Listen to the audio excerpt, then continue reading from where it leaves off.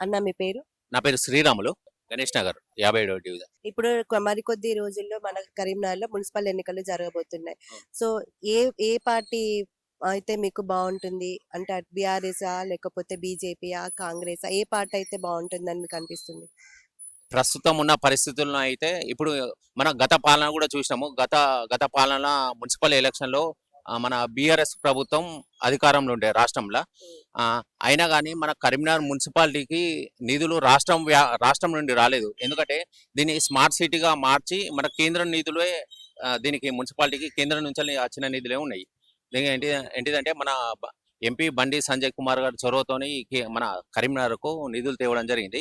ఆ తెచ్చిన నిధులతోనే ఆ మాత్రం అభివృద్ధి చెందింది. గత పాలనలో మాత్రం నిజంగా చాలా అధ్వానంగా తయారైంది. ఈ మాత్రం అభివృద్ధి చెందిందంటే కేవలం ఎంపీ బండి సంజయ్ కుమార్ గారి చొరవతోనే కేంద్ర నిధులతోనే ఈ మాత్రం అభివృద్ధి సాధ్యమైంది.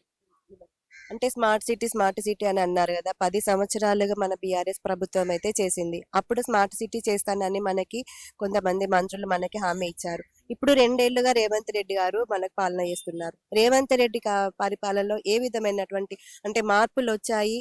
ఏ మార్పులు బాగున్నాయి అనేది? మీరు ఇప్పుడు చూసినట్టయితే ఇప్పుడు మున్సిపల్ ఎలక్షన్సే చాలా లేట్‌గా పెట్టిండ్రు. ఇప్పటికే వాళ్ళ పీరియడ్ అయిపోయి సంవత్సరం అయిపోయింది. ఆ!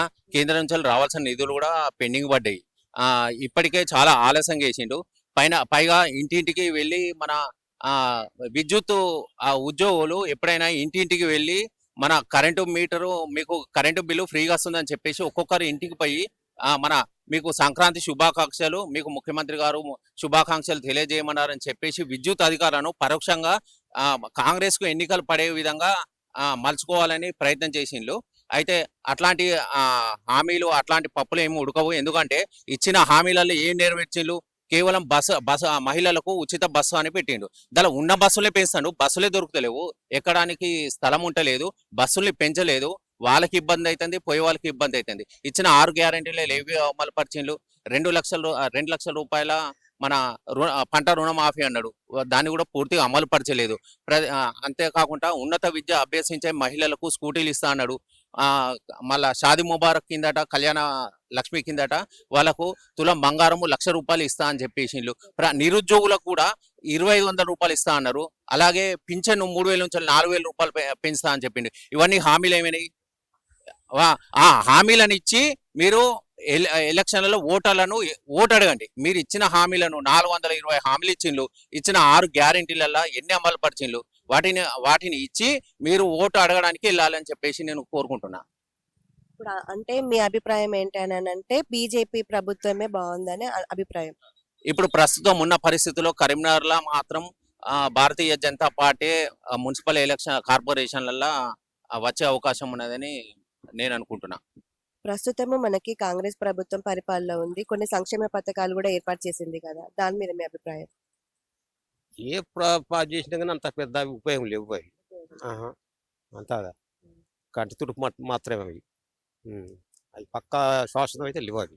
ప్రస్తుతం నా పక్కన ఇంకో అంకుల్ ఉన్నాడండి. ఈ అంకుల్‌ని గూడా అడిగి తెలుసుకుందాము. నమస్తే అంకుల్. నమస్తే అమ్మా. ముందుగా అంటే మరికొన్ని కొద్ది రోజుల్లో మున్సిపల్ ఎన్నికలు జరగబోతున్నాయి. సో, ఏ పార్టీ అయితే మీకు బావుంటుంది? అంటే ఒకవేళ వచ్చే పార్టీ ఏదైనా సరే ఎలాంటి కార్యక్రమాలు చేపట్టాలని మీరు అనుకుంటున్నారు? ప్రస్తుతం అయితే కాంగ్రెస్ పార్టీ అయితే అభివృద్ధి దశలో ఉంది.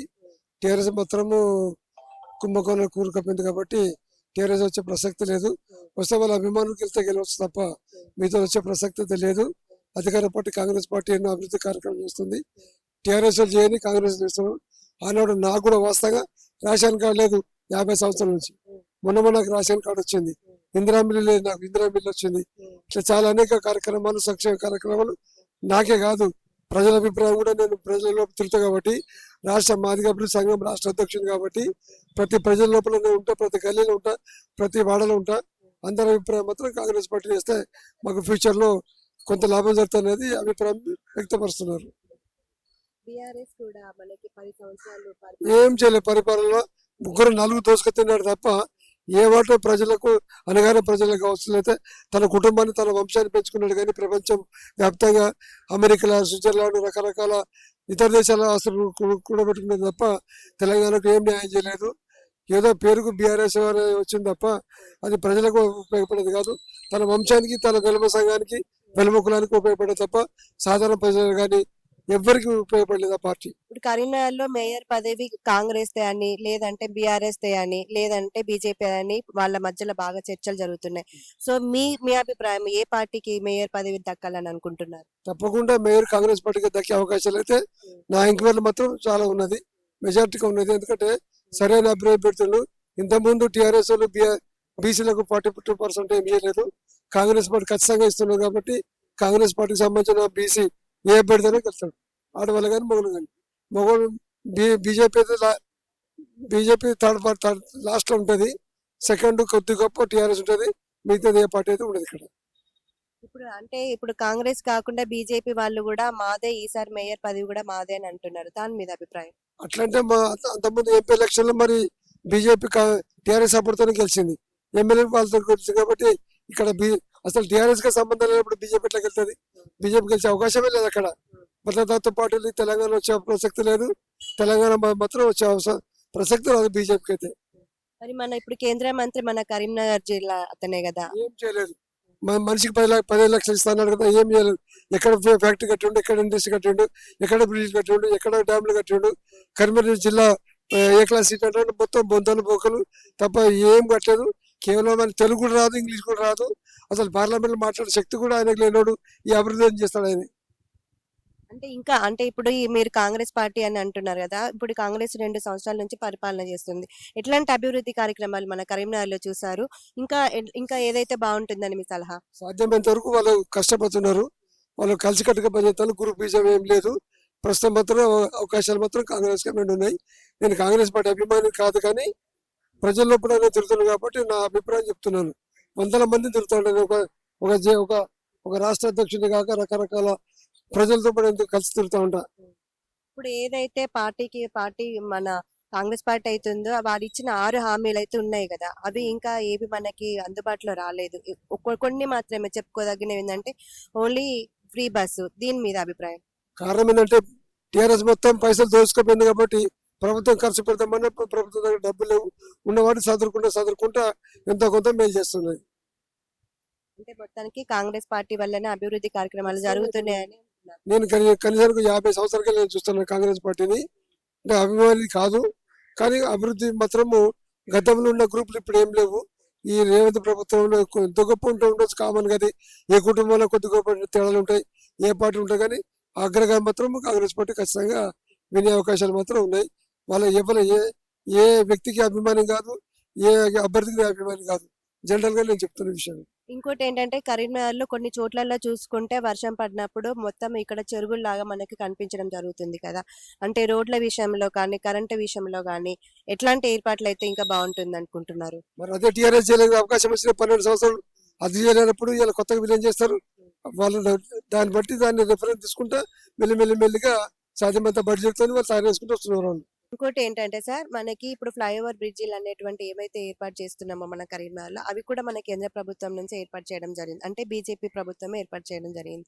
దాని మీద మీ అభిప్రాయం? కరీంనగర్ లో ఒకటి జరిగింది వీళ్ళ పీరియడ్ లో, అది కూడా ప్రతిమ హాస్పిటల్ సైడ్. అది కూడా పూర్తి కాలేదు, ఎప్పుడో పూర్తి కావాల్సిన అవసరం ఉండే. కానీ నడుతున్నారు అర్థమైంది. నీకు ఇంట్రెస్ట్ ఉంటే ఎప్పుడు నడతావు? కేంద్ర హోంశాఖ మంత్రి అంటే తమాషా కాదు కదా. ఒక మామూలు స్టేట్ హోం మంత్రి పవర్ఫుల్ వాడతాడు. నువ్వు కేంద్ర మంత్రి ఉండి కేంద్ర బడ్జెట్ నువ్వు ఏం చేస్తావు? అక్కడ పెట్టి జనాన్ని దోసుకుతుంటారు తప్ప నీకు ప్రజలకు మేలు చేసే ఉద్దేశం మాత్రం లేదు. ఇది వీళ్ళ పీరియడ్ కాదు, కాంగ్రెస్ అప్పుడు పెట్టిన ప్రపోజల్ తప్ప కొత్తగా వీళ్ళు పెట్టింది ఏం కాదు. ఇంకోటి చూసుకున్నట్టయితే రైల్వే స్టేషన్ కూడా చాలా మెరుపులతో దిద్ది మనకి ఏర్పాటు చేయడం జరిగింది. మన కరీంనగర్ నుంచి రైల్వే ఏర్పాటు కూడా చేశారు. సో కేంద్ర ప్రభుత్వం గురించి వీళ్ళు పెట్టే ప్రపోజల్ ఏం కాదు. అది మొన్న చేసాడు ఏం లేదు. మోడీ ఏం చేసిండు? ఎక్కడ ఫ్యాక్టరీ కట్టిండు, ఎక్కడ ఇండస్ట్రీ కట్టిండు, ఎక్కడ 15 లక్షలు ఇస్తాడు, ఎక్కడ అభివృద్ధి చేస్తాడు, ఎక్కడ అభివృద్ధి చేయలేదు. కరీంనగర్ జిల్లా ఎప్పటికన్నా కొద్ది గొప్ప మొన్న నుంచి కొద్దిగా మెరుగవుతుంది కరీంనగర్ సిటీ. బ్రిడ్జిలు కూడా వాళ్ళు కట్టింది ఏం కాదు, నీకు డ్యామ్లు వాళ్ళు కట్టిందే కాదు. నాగార్జున సాగర్ రకరకాల డ్యామ్లు కాంగ్రెస్ పీరియడ్ తప్ప బీజేపీ పీరియడ్ ఏది కట్టలేదు. ఇప్పటిదాకా ఏది జరగలేదు. అది క్యారేజ్ బ్యారేజ్ కూడా దాన్ని తునాతునకలు చేసి ముక్కలు చేసి ఇప్పుడు కాంగ్రెస్ మీద వస్తే ఎట్లా? నువ్వు 12 సంవత్సరాల నుండి ఏం చేసావు? 3 సంవత్సరాలు కూలిపోతుంది, 2 సంవత్సరాలు కూలిపోతున్నది. నువ్వు కట్టిన అభివృద్ధి ఏంటి? నాణ్యత లోపించి కడతావు. కోట్ల రూపాయలు నలుగురు బినామీ పేరు మీద తీసుకొని వందల ఎకరాలు భూ కబ్జాల మీద పోయిన వాళ్ళ దృష్టి సంపద తప్ప ప్రజలు మేలు చేద్దామని మాత్రం ఏ ఒక్క క్యాండిడేట్ రాలేదు ఇప్పటిదాకా. కాళేశ్వరం ప్రాజెక్టు కూడా మరి బీఆర్ఎస్ ప్రభుత్వం ఉన్నప్పుడే వచ్చింది కదా. ఉన్నా కూడా పూర్తి కాలేదు కదా. ఏం చేసింది అది? ఇప్పటికే అది అట్లా నాగార్ సాగర్ ఇప్పుడు కట్టిండు, అదేం ముక్కలు ముక్కలు కాలే కదా, తునకలు కాలే కదా, పర్యాలు పారేది కదా. మరి ఇప్పుడు ఎందుకు వస్తుంది అది? నువ్వు నాణ్యత ఎక్కడ ఉన్నది, నువ్వు ఎక్కడ పాటిస్తున్నావు అని. అసలు దగ్గర సరైన ఇంజనీర్ లేరు, సరైన ఆఫీసర్స్ లేరు, సరైన అధికారులు లేరు, సరైన ఎమ్మెల్యే లేరు, ఎంపీలు లేరు. నీకు ఏం లేనప్పుడు, ప్రజలప్పుడు నీకు నీకు సానుభూతి లేనప్పుడు అది కట్టి నువ్వు ఏం లాభం? నువ్వు కాంగ్రెస్ ప్రభుత్వం ఇచ్చిన హామీలలో మొదటికి హామీలు ఇస్తూనే ఉన్నారు. ఈ మధ్యలో మాత్రం కొద్ది గొప్ప మన కనపడుతున్నది మాత్రం కాంగ్రెస్ టాప్ లో కనపడుతున్నట్టుగా ప్రజల అభిప్రాయం, నా అభిప్రాయం. ఇప్పుడు మున్సిపల్ ఎన్నికల్లో ఏ పార్టీ యొక్క జెండా ఎగురవేయాలి, ఏ పార్టీ అయితే బాగుంటుందని మీరు అనుకుంటున్నారు? అంటే మున్సిపాలిటీలా అంటే మీరు యావరేజ్గా చూసుకుంటే ఇప్పుడు 3 పార్టీలు ప్రధానం, కాంగ్రెస్, టీఆర్ఎస్, బీజేపీ. అయితే మీరు ఏ విధంగా చూసుకున్నా కూడా కొంచెం రూలింగ్ పార్టీకి కొంచెం ఎడ్జ్ ఉంటుంది ఎవరికైనా. ఎందుకంటే గవర్నమెంట్ ఉంటారు, మంత్రులు ఉంటాయి, పనులు అవుతాయి. కాబట్టి ఎవరైతే కామన్ మ్యాన్, ఎవరైతే సిటిజన్స్ ఉంటారో వాళ్ళు రూలింగ్ గవర్నమెంట్కి వేద్దామని మొగ్గు చూపుతారు. అంటే ఓపెన్లీ ఫ్రాంక్లీ మాట్లాడుకుంటే వ్యక్తిగతంగా కూడా ఉంటుంది. ఎందుకంటే డివిజన్లలో ఎవరైతే ఉంటారో, ఇప్పుడు 3 ప్రధాన అభ్యర్థులు కానీ ఇంకెవరైనా ఇండిపెండెంట్ వేసినా కూడా గతంలో చూసుకుంటూ కూడా ఇండిపెండెంట్ గెలిచారు. ఫార్వర్డ్ బ్లాక్ నుంచి గెలిచారు. టికెట్ ఇవ్వకుంటే కూడా బలమైన అభ్యర్థులు వాళ్ళకి టికెట్ ఇవ్వకుండా ఇండిపెండెంట్ గెలిచారు.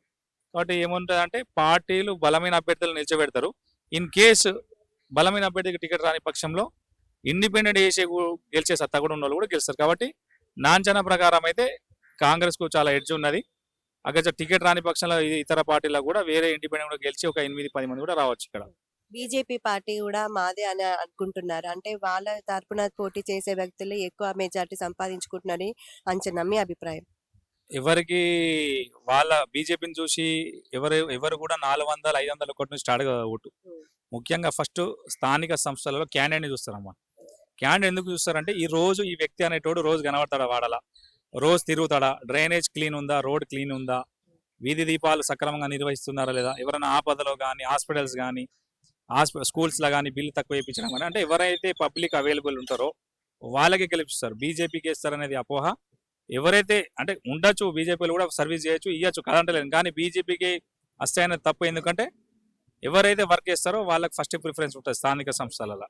మనం దేశం వారికి వచ్చేసేస్తే పార్లమెంట్ ఎన్నికల్లో ప్రధానమంత్రి ఎవరిని చూసేస్తారు, రాష్ట్రానికి వచ్చేసి సీఎం ఎవరు బెస్ట్ అని చూస్తారు. కార్పొరేట్ ఎన్నికలకు వచ్చేసరికి బీజేపీ, టీఆర్ఎస్, కాంగ్రెస్ ఉన్నా కూడా వ్యక్తిగతంగా ఉంటుంది మెయిన్. కాబట్టి వ్యక్తిగతంగా ఎవరైతే పాపులారిటీ, ఎవరైతే ప్రజలలో ఉంటారో వాళ్ళే గెలుస్తారు ఎక్కువ. బీఆర్ఎస్ ఏం చేశారంటే ఓపెన్ ముచ్చట ఫుల్ స్కామ్ చేసారు. అది కూడా త్వరలో బయటకు వస్తే కొన్ని కోట్ల స్కామ్ చేసారు వాళ్ళు.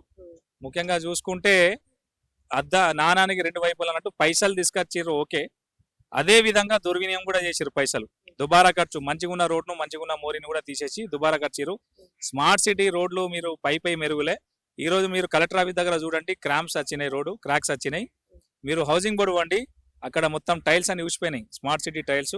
వీధి దీపాల నిర్మాణం సక్రమంగా లేదు, లైట్స్ లేవు. ఇప్పుడు స్మార్ట్ సిటీలో లైట్స్ పెట్టినా కూడా లైట్లు వెలగడం లేదు. నైట్ వండి స్టేడియంలో లైట్ పెట్టడం జరిగింది, లైట్ రావడం లేదు వాకర్స్ కు. ఆ పాములు తిరుగుతున్నాయి స్మార్ట్ సిటీలో. కాబట్టి వాళ్ళు ఏ విధంగా ఖర్చు డబ్బులు తీసుకొచ్చామంటారో అవి మొత్తం ఖర్చు వృధా చేశారు. అంటే నేనేమంటానంటే సరిగా నిర్వహించాలి. ఎందుకంటే ఆ నాసిరకమైన రోడ్లు వేసారు, నాసిరకమైన డ్రైన్లు వేసారు, నాసిరకమైన టైల్స్ వేసారు. అగర్చా నేను అబద్ధం అనుకుంటే మీరు ఒకసారి హౌసింగ్ బోర్డు వండి, హౌసింగ్ బోర్డు అనేది అన్ని రోడ్లు చూడండి క్రాక్స్ వచ్చినాయి కొన్ని. మీరు టైల్స్ చూడండి, టైల్స్ చూసిపోయినాయి. మీరు ఏ విధంగా చూసినా మొత్తం అస్తవ్యస్తంగా ఉన్నది మేడం.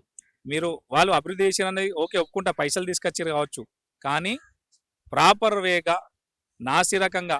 ఎందుకంటే వాళ్ళు ఏం చేశారు, రోడ్ వేసారు కానీ సరిగా నాణ్యత పాటించలే.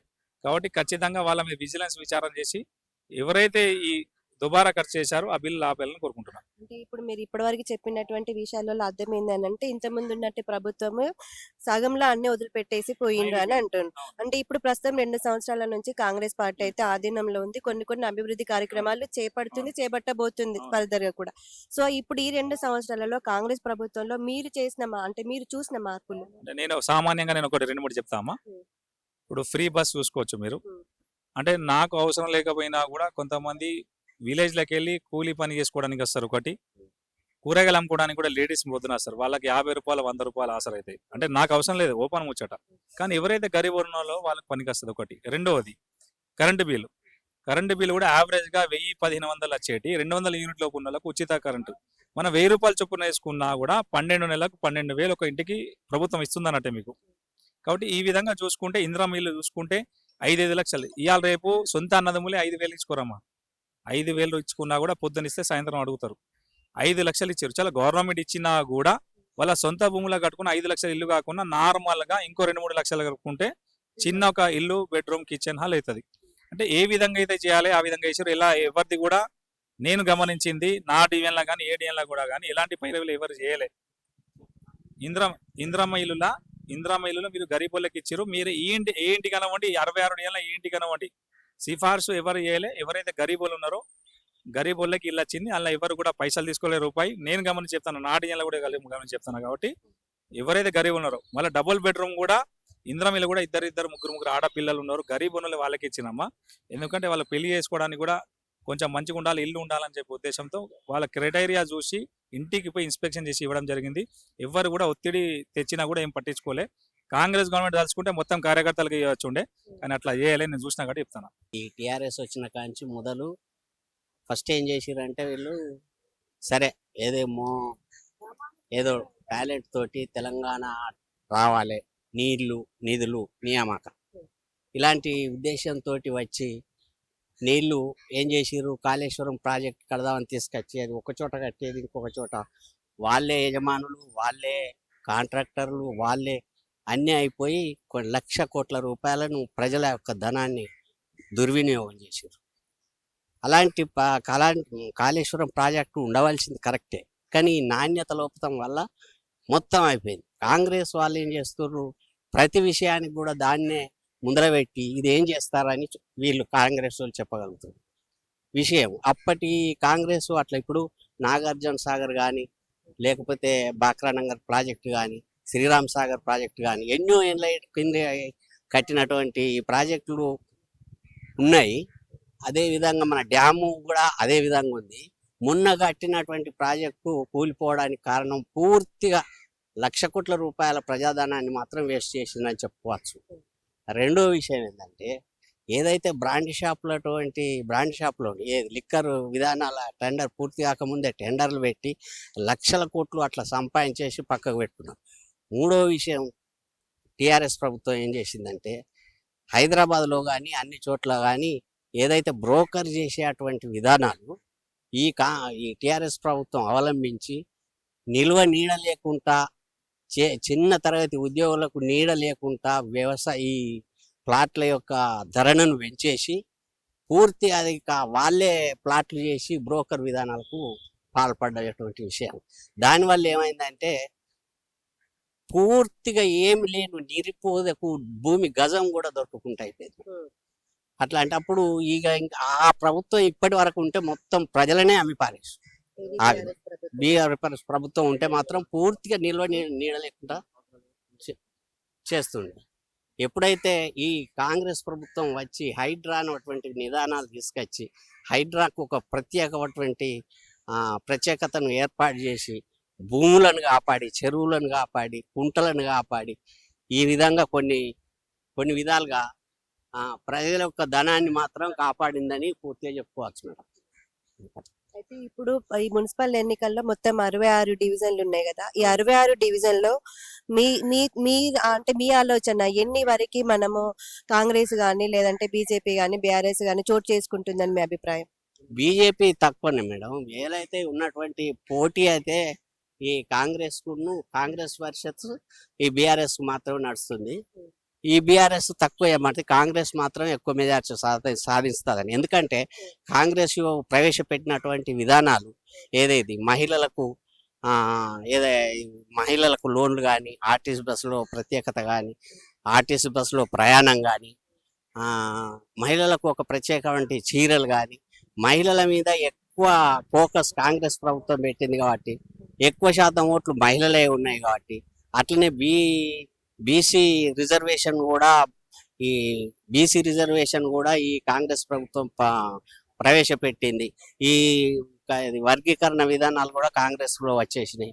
తర్వాత ఏదైతే ఉన్నాయో కాంగ్రెస్ కొన్ని పాత పద్ధతులు ఎప్పుడైతే ఇందిరాగాంధీ ఉన్నప్పుడు 20 సూత్రాల 20 సూత్రాల సూత్రాన్ని ప్రవేశపెట్టి ఈ 20 ఎకరాల కన్నా భూమి ఎక్కువ ఉండద్దని సీలింగ్ విధానం తీసుకొచ్చిందో అదే విధంగా ఈ కాంగ్రెస్ ప్రభుత్వం కూడా కొన్ని ప్రజలకు సంబంధించినటువంటి ప్రజలకు ఉపయోగపడే అటువంటి ఈ పెన్షన్లు కానీ ఏవి మహిళలకు కానీ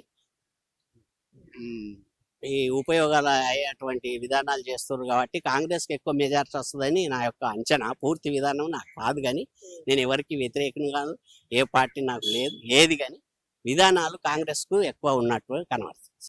వాళ్ళు 3 ఎకరాల భూమి ఇస్తారని ప్రజలకు ఏమి ఇచ్చారు? ఏమి ఇవ్వలేదు. 3 ఎకరాలు భూమి ఇవ్వలేదు కాబట్టి నిరుపేద ప్రజలకు ఇప్పుడు ఇండ్లుగా వస్తుంది. ఇందిరమ్మ ఇండ్లను వీళ్ళు ప్రవేశపెట్టారు. ప్రతి ఇంటికి ఇల్లు లేకుండా, ఇల్లు ఉన్నా ఒకవేళ ఇల్లు లేకుంటే ఇల్లు చూపిస్తున్నారు కట్టి, ఇల్లు జాగా ఉండి ఇల్లు లేకపోతే వీళ్ళు 5 లక్షలు 6 లక్షలు వీళ్ళు ఇస్తారు.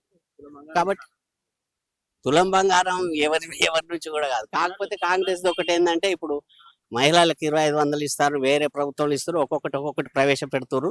సరే, అందులో ఇది అయితే రాలేదు. విషయం ఎవరు ఎన్నికల మేనిఫెస్టోలో ఏదైతే పెడతారో పూర్తి సాధించలేదు. వాళ్ళు సాధించలేదు, ఇటు వీళ్ళు వాళ్ళైతే ఇంకా పూర్తిగా డౌన్ అయిపోయింది. ఇప్పుడు కొంచెం ఇవి ప్రజలను రెవల్యూషన్ తీసుకొస్తుంది కాబట్టి కాంగ్రెస్కు ఎక్కువ కొంచెం మెజారిటీ ఉంటుందని ఆలోచన.